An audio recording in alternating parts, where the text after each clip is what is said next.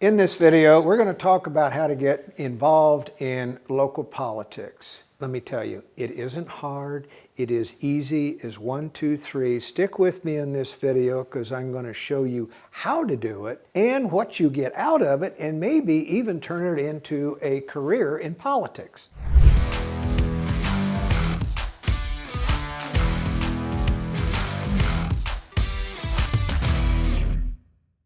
Some key words to remember about how this is done. 1, volunteer. 2, do. Number 3, get the smarts. 4, become an expert. 5, learn to speak. We're going to do a deep dive in all of these, and I'm going to explain exactly what I mean. The first one is volunteer. Well, you say volunteer to who? If you want to get involved in local politics, then you want to be part of communities that are already involved with local politics. Now, who would that be? Well, in local politics, there's generally a party. And that party has a structure, and that party has elected officers of that organization that make decisions about who that party supports, that provides support to its party-affiliated candidates in local elections. Parties always need volunteers. Parties are always looking for help from places and volunteers who are willing to go to door, pass out literature, get petitions signed, or just come to meetings and fundraisers and help them raise the money that they need to support their local candidates. The second thing, if you're involved in local politics, well, I got to tell you, in any local community, there are a lot of elected officials. Practically every city in America has a mayor. It has a city council. Counties have county commissioners. Some have county supervisors. There are judges. There are clerks, there are attorneys general, there are district attorneys. You'd be surprised at the number of local officials that have to run for office in order to keep their job in your local community. And you know what? Every few years, some 1, some 2, some 3, some 4, they have to go before the voters and either run for re-election or they'll be challenged by someone else who wants the job. So there are always candidates who have campaigns to run. So look for a candidate that you like. Look for a candidate who is for causes that you are also for. Go volunteer in their campaign. Now, here's something you got to sometimes be persistent, and I'll be very candid. Not all candidates know how to wisely use volunteers. So sometimes you have to be a little persistent to get your foot in the door. That's your first objective when you volunteer. Get your foot in the door. Get them to ask you to do something. You can answer the phone at headquarters, you do whatever they want you to do. I've seen volunteers who volunteered just to go pick up the laundry or the dry cleaning for a female candidate who insisted on 3 different outfits every day. It kept him busy going back and forth to the dry cleaner. Get your foot in the door. Now, once you do, there are 4 key things to remember. Whatever task you are assigned, you do it to the best of your ability. If you are asked to have something done by the end of the day, you don't leave until you have completed that task. You excel in all that you do. You wear a smile. You become a friend to everybody else in the headquarters. You're selfless with your time in the way you extend your hand to somebody who may be struggling with a difficult task, and you take initiative. 9 times out of 10, if you take the initiative to tackle something that's not being done well, or do something that needs to be done but nobody else wants to get involved with doing it, your candidate and your senior staff in a political campaign will end up noticing your initiative. It is the reward, the initiative that you get for initiative is quite often a job on the payroll and a chance to mingle with the smart people who are involved in the political campaign and a lot more face time with the candidate.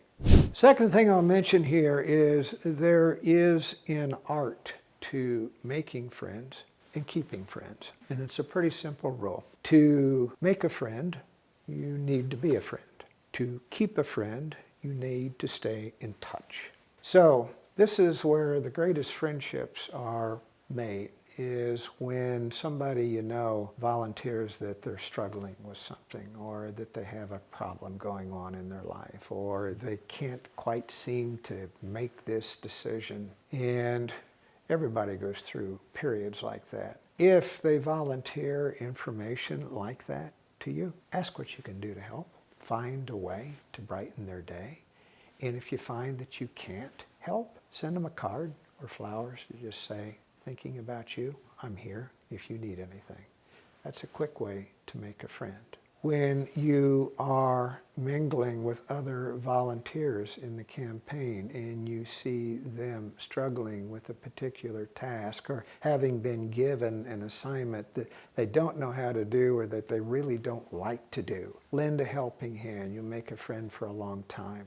This is the art of making friends that last. And it's being selfless about your friendships, always being the person they know to call when they have trouble. There's also an art to keeping your friends. If you spend a year or 2 or 3 involved in politics, involved in a political campaign, involved with a civic or community organization, even if you're just involved with your church that does some charitable things, make it a point, as people you meet that you think are bright and got a good moral code and people that would be really good to know in the future, nurture the friendship.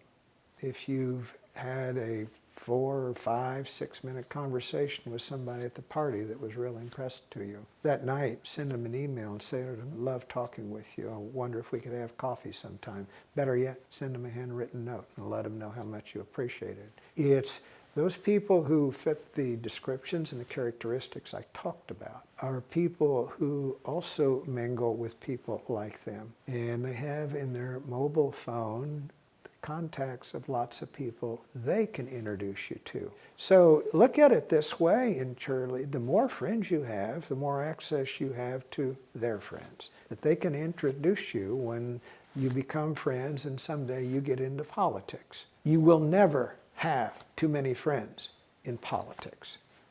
So go make as many as you can. Third thing I'll mention about being involved in local politics is, you heard me use the term get the smarts. And by that, I mean this. I was a volunteer once in a political campaign, and everybody would kind of mingle into work at 8 or 8:30 in the morning, and the campaign manager had this habit of convening the senior staff at 8:30 in the morning. A lot of them had been out late, they didn't get enough sleep, and they'd come in and they hadn't done anything except that morning except get out of bed, get dressed, put on their makeup, their tie, and come to work. They arrived at work having no idea what had happened in the world the day before. They were just sitting there waiting on somebody to tell them what to do. So I noticed this, and I made it my mission to get up early in the morning to go through every newspaper that was published in this particular state. Back then you had to buy them, so I'd go out early and buy them. And through my sources of news and paying attention to certain people, I started coming to those meetings early in the morning and then volunteering to the campaign manager, hey, if you want somebody to bring you up on everything, I'm kind of on top of it. And he said, give me an example. And I rattled it off for about 10 minutes. And he said, okay, I want you here at the senior staff meeting every morning. I was a volunteer in that campaign, but I took the initiative, number one. And secondly, I filled a need. And 3, got what we call the smarts, because truthfully, information in politics is power. Don't ever forget that. One other thing I'm going to mention. There are a lot of people who know how to do social media. There are a lot of people who do graphics, and there will always be room for people who do that well. There are lots of people very good at data analysis. There will always be room in politics for those who understand how data can be analyzed and manipulated and divided into segments for niche marketing. That is a rare talent.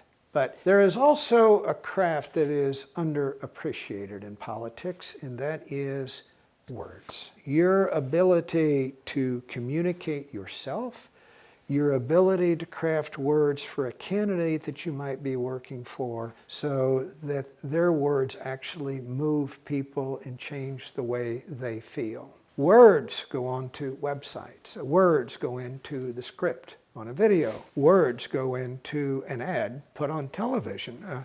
Radio is the use of words. Words are the most powerful drug humankind has ever known. The social media is the most powerful weapon ever invented. It could be used for good and evil. Now, smart candidates use it for good, to advance a cause, to build a movement, to run for office, to fix a problem, and create a group of voters who are also passionate about fixing that problem. But I leave this video reminding you that there is always room in politics and always room in local politics for people who are good at crafting words for themselves and words for candidates they're trying to help.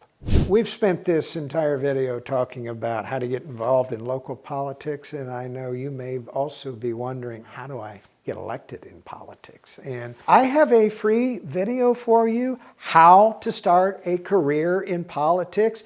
And if you've ever thought about doing that, it would really be a good idea to watch that video, because I got about 45 years of knowledge of being a political operative, having worked for about 400 people, and I got a real good idea about how it's done. I share that with you in that video. Yes, it's free.